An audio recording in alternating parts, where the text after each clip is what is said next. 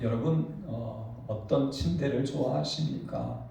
우리가 잠잘 때 우리가 좋은 침대를 좋은 침구류를 좋은 이불을 사려고 애를 쓰지요. 제가 아는 분은 결혼할 때 자녀에게 이불 한 채 해주는데 강남에서 제일 좋은 것으로 해가지고 500만 원에 가까운 이불을 해주기도 하고, 또 여러분 요즘은 무슨 옥돌 침대도 있고, 또 한때는 또 뭐 라텍스와 같은 그런 거를 인도네시아부터 비싸게 사와서 우리가 잠잘 때 가장 좋은 것으로 자려고 합니다. 여러분은 어떤 침대를 좋아하십니까? 저는 뭐 약간 이제는 옛날 사람 같지만 저는 여러분이 앉아있는 이 장의자, 이 긴 의자, 여기에서 잠자는 걸 전 제일 좋아합니다. 날에 아프고 힘들고 어려울 때에 한겨울에도 교회에 가서, 지금은 그래도 푹신하지만 예전에는 딱딱하고 거기에 눌러 앉아버린 이 쿠션도 없는 스펀지 방석, 그거 밑에 깔고 위에 옆에 두르고 추우면서 벌벌 떠면서 교회 본당에서 그렇게 기도하며 잤던 이 장의자가 저는 제일 좋은 침대입니다. 그래서 요즘도 가끔 힘들 때는 이 장의자에 낮에도 잠깐 누워있으면 얼마나 행복한지, 얼마나 좋은지, 몇백만 원짜리 침대보다 저는 이 장의자가 가장 좋습니다. 하나님 전 안에서 기도하다가 누웠다가, 저는 또 지하실을 좋아합니다. 지하실에서 기도하며 그 곰팡이 냄새 나고 그리고 습한 그 지하실, 그것이 저에게는 가장 좋은 방이고, 또 이 장의자가 저에게는 가장 좋은 침대입니다. 그 재질이 좋기 때문에, 우리 몸에 좋기 때문에가 아니라 하나님과 더 가까이 하나님의 전에서 기도하고 또 하나님께 은혜를 받고 또 하나님의 음성을 듣고 또 하나님의 환상을 보고 그랬던 자리이기 때문에 저에게는 가장 좋은 자리이고 가장 좋은 친구입니다. 사무엘상이 시작하면서 한나의 기도가 있었다. 두 번째 사건은 이제 법궤 사건입니다. 이 법궤는 이스라엘이 애굽을 탈출하여서 광야를 지날 때 하나님이 성막을 만드십니다. 그리고 성막 안에 지성소, 하나님과 만나는 가장 가까운 자리, 대제사장만 가까이 할 수 있는 그 자리를 만드시고 그 안에 한 1m가 안 되는 법궤를 만드십니다.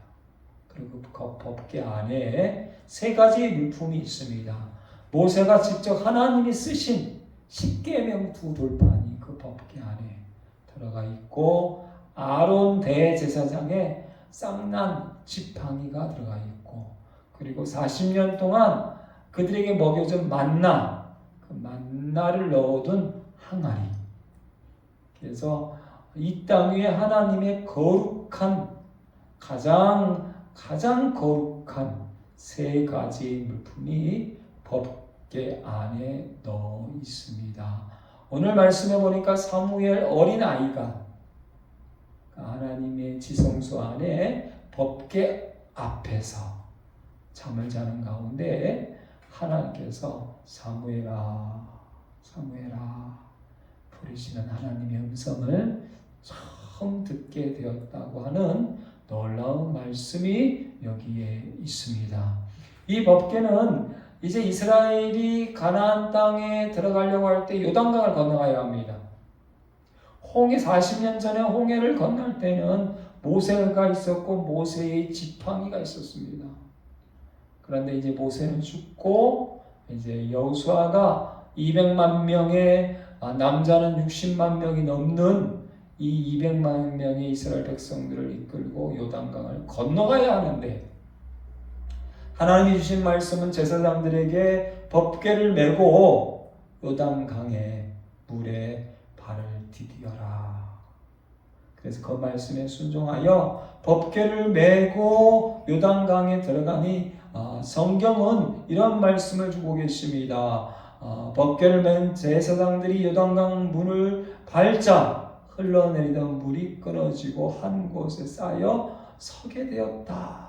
그리고 이스라엘 백성들이 드디어 가나안 땅에 들어가게 되는 그 역사의 놀라운 증거가 이 법궤가 됩니다. 그리고 들어갔는데 여러분 최전방에는 가장 강력한 군대가 있습니다. 그 가장 강력한 군대가 머무른 성이 여리고성입니다. 여리고성은 함부로 무너지지 않고 함부로 무너뜨릴 수 없는 가장 강력한 성입니다. 그런데 하나님께서 아침에 일찍 일어나서 법궤를 메고 행진해라. 그래서 6일 동안 행진하고 7일 때 행진하고 법궤를 메고 행진하고 나팔을 불고 큰 소리를 외쳐라. 그럴 때 그 여리고성이 스스로 무너집니다. 할렐루야. 아멘. 그래서 주위의 이방인들 블레셋 나라들은요, 가나안 칠속석들은 이 하나님의 백성들을 무서워할 뿐만 아니라 이 법궤를 무서워하는 모습을 보게 됩니다. 그런데 블레셋과의 전쟁이 시작되었는데 우리가 이 사무엘 아이일 때의 제사장은 엘리 제사장입니다. 엘리와 그 아들 홈니와 비느하스가 있는데 블레셋 나라의 전투 중에 전쟁이 패하게 되었습니다. 우리 법궤를 가져오면 승리한다. 그치요? 하나님의 궤인데요. 무조건 승리죠. 그리고 이 법궤를 들고 들어올 때 블레셋 사람들이 벌벌벌 떠게 됩니다. 그리고 이스라엘은 함성이 있습니다. 이제 여리고성처럼 블레셋은 다 무너져 죽는다 라고 생각했지만 법궤를 블레셋에 빼앗깁니다. 그리고 홈리와 비느하스 두 아들은 그 전쟁에 죽습니다. 그리고 그 소식을 들은 제사장 엘리도 죽습니다. 그리고 아이를 낳던 며느리도 죽습니다. 우리는 종종 그런 착각이 듭니다. 기도가 얼마나 중요합니까? 기도만 하면 다 된다. 그리고 끝이 아닙니다. 예배가 얼마나 중요합니까? 주일날 예배 드리는 건 정말 귀하고 복됩니다. 마치 하나님의 법궤와 같습니다. 그러나 그걸로 실패할 수도 있습니다. 목사가 되면, 장로가 되면, 권사가 되면 새벽기도 중요합니다. 40일 금식기도 중요합니다. 1년 내내 하나님 앞에 50주 예배 다 드리는 것, 새벽기도 드리는 것 다 중요합니다.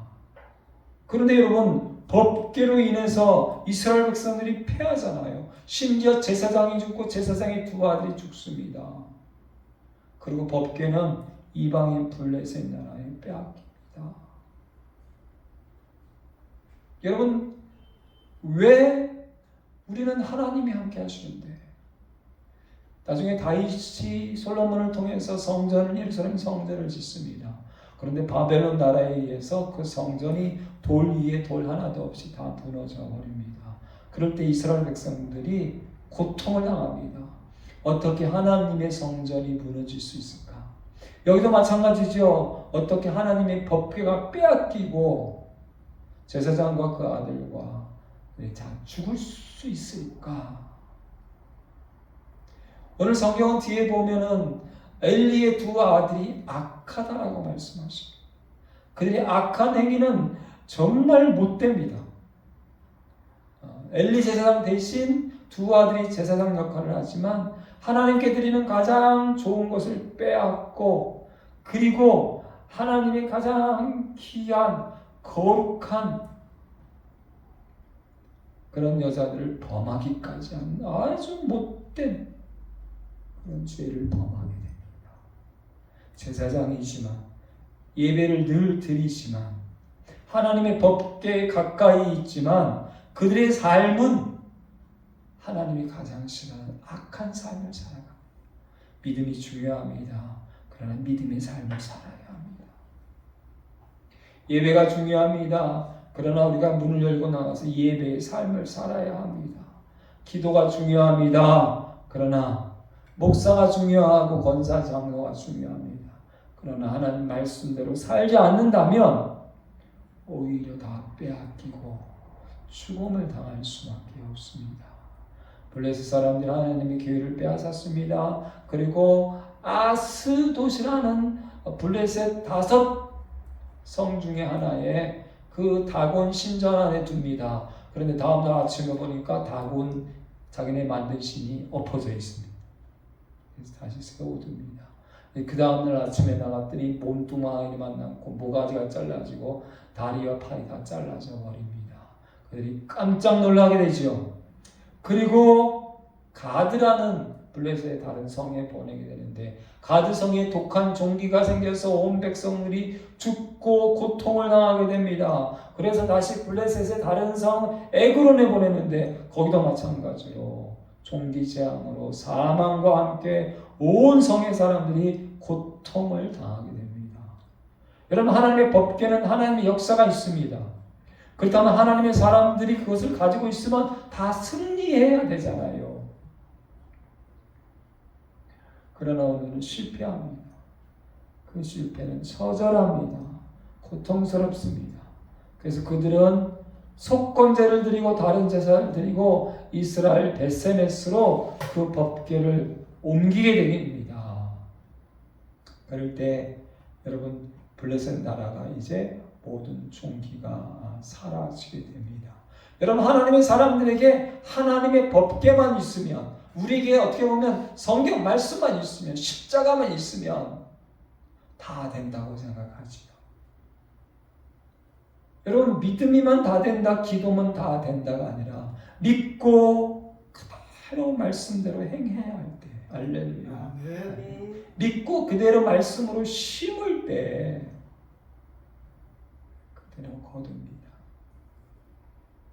그래서 우리는 믿는 자는 믿음으로 산다. 믿는 자는 믿음으로 산다.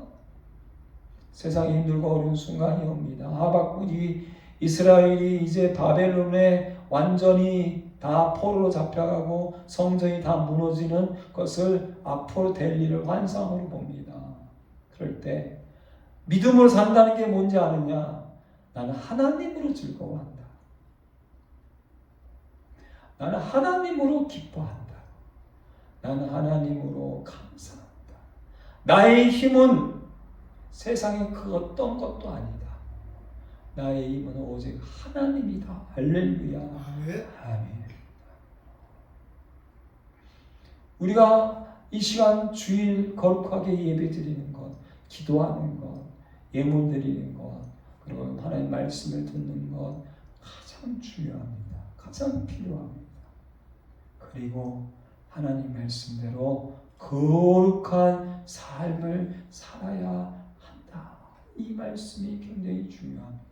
이스라엘 베세메스로 법궤가 옮겨갔는데요. 그 베세메스 사람들이 성경에 보면 70명이라 적기도 하고 5만 70명이 죽는 사건이 있습니다. 법궤를 함부로 들여다봐서. 하나님은 법궤는 제사장 외에는 들여다보지 말라 했는데 그 말씀을 어기고, 아니 하나님의 백성인데요. 이방인들 블레셋 사람들이 죽는 거는 당연할 수도 있어요. 근데 하나님의 사람들인데 왜 죽을까요? 하나님 말씀을 어길 때에. 그래서 이 법궤 여호와궤를 결국은 아비나답 집으로 옮기게 되고 엘리아셀을 거룩하고 구별하게 해서 거기서 20년 동안에 이 법궤가 있었다라는 이 사건이 이제 사무엘상 7장까지 나오는 모습을 보게 됩니다. 이 법궤는 나중에 이스라엘의 첫째 사울 왕이 블레셋 나라의 전쟁과 승리하기 위해서 가져오라 하고 할 때가 한 번 있었는데 그 가져오라 하는 순간에 그 아들 요나단이 믿음이 좋습니다. 그 나중에 다윗도 살려줍니다. 그리고 굉장히 충성스럽습니다. 그 요나단이 나아가서 승리하는 모습을 보게 될 때에 이 법궤는 그대로 있게 됩니다. 그리고 나중에 다윗이 왕이 되시오. 다윗이 왕이 되었을 때 나는 하나님의 성전에 있는데 저 하나님의 궤는 법궤는 저렇게 있구나. 가져오라. 그래서 이 법궤를요, 결국 가져오게 되는데 그 아미다답의 아들이 우사와 아효가 이제 끌고 오게 되는데 갑자기 소가 이제 그러자 이 우사가 손을 들어 하나님의 궤를 붙잡는데요. 이 붙잡을 때에 하나님이 진노하사 그 앞에서 죽게 돼요. 20년 동안 여러분 이 엘리야살은 보세요. 그 법궤를 잘 관리했잖아요. 또 옮기는 과정 속에서 이 법궤는 함부로 만지면 안 되고 함부로 보면 안 되는 거죠. 그런데 그 말씀을 어기고 만져서 결국은 죽게 됩니다. 우리가 하나님의 사람이고 하나님께 봉사하고 충성하였습니다. 끝까지 말씀에 충성해야 합니다. 할렐루야. 저 개인적인 하나의 소망은 마지막이 좋았으면 하는 소망이 있습니다. 하나님이 교회가 어떻게 하면 살 수 있습니까? 내가 마지막까지 어떻게 하나님의 복을 받고 잘 살 수 있습니까? 하나님 말씀에 순종해라. 하나님 말씀. 거룩함으로 말씀으로 순종하라. 그럴 때 다윗이 깜짝 놀랍니다. 이거 20년 동안 괜찮았고 그리고 구별된 사람이 끌고 오는데 또 이런 일이 있구나. 그래서 이 다윗이 두려워하는 가운데 이 하나님의 법궤를 가지고 메어오는 것을 즐겨하지 않고 가드 사람 오벳에돔 그 집에 이제 두게 됩니다. 이 가드는 블레셋 나라입니다. 블레셋 5성 중에 한 사람이고 그 블레셋 이방인 나라의 사람의 오벳에돔의 집에 두는 모습을 보게 됩니다. 다른 성경에 보면 이 오벳에돔은 원래는 이스라엘 사람이라는 말씀도 있지만 어쨌든 사무엘하 6장 10장에 보면 블레셋 나라의 가드 사람. 그런데요, 중요한 건 이 여호와의 궤가 석 달 동안 오벳에돔의 집에 있는데 이 오벳에돔의 온 사람들이 다 복을 받습니다. 할렐루야. 제사장이라고 여러분 복을 받는 것 아닙니다. 반대로 이방인 블레셋 나라의 가드 사람이라고 해서 무조건 재앙과 종기와 사망만 있는 건 아닙니다. 하나님을 섬기고 거룩하게 하고 하나님 말씀대로 순종하면 하나님의 궤를 통해서 하나님을 통해서 복을 받는다. 할렐루야. 아멘. 그래서 다윗이 안심하고 그 오벳에돔의 집에서 그 오벳에돔의 모든 소유와 온 집이 복을 주셨다함을 알게 되고 이제 궤를 다윗의 성으로 성막으로 다시 가져오게 되어서 빼앗겼던 법궤를 다시 찾게 됩니다. 오늘 사무엘 어린아이도 한나가 기도하죠. 하나님, 제가 아이가 없어서 슬프고 분노하고 이 땅 위에 희망도 소망도 즐거움도 기쁨도 하나도 없습니다. 그럴 때 하나님이 하나님의 성전에서 하나님의 궤를 가까이 하고 하나님을 가까이 한 한나에게 사무엘이라는 아이를 줍니다. 그리고 젖을 떼자 이 아이를 성전에 바칩니다. 그리고 이 사무엘이 그 하나님의 법궤 앞에서 자다가 오늘 하나님의 음성을 들었다. 할렐루야. 아멘. 저도 힘들고 어려운 순간에 장의자에 앉아서 기도할 때, 장의자에 누워서 잘 때 하나님의 역사를 참 많이 체험했습니다. 지금도 힘들고 어려운 순간마다 하나님 앞에 기도하면 하나님이 위로해 주시고 하나님의 음성을 들려주시고 환상을 보여주시고 할렐루야. 아멘. 하나님이 역사해 주십니다. 다윗이 하나님의 법궤를 사랑해서 복을 받습니다. 오베데돔이 복을 받습니다. 특별히 오늘 어린 사무엘이 하나님의 음성을 듣고 그리고 이스라엘 역사상 가장 하나님이 기뻐하셨던 선지자가 되고 제사장이 됩니다. 이 복을 받아 누리시기를 주님의 이름으로 간절히 선포합니다. 아멘. 기도하겠습니다. 하나님을 가까이 하라. 하나님을 가까이 하라.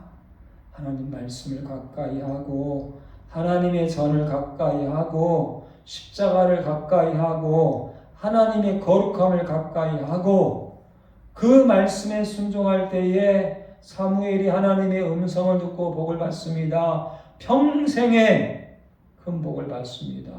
오베데돔 가드 사람 블레셋 가드 사람이 석 달 동안 온 집안 식구들이 복을 받습니다. 그리고 후대에 그의 모든 족속들이 큰 복을 받습니다.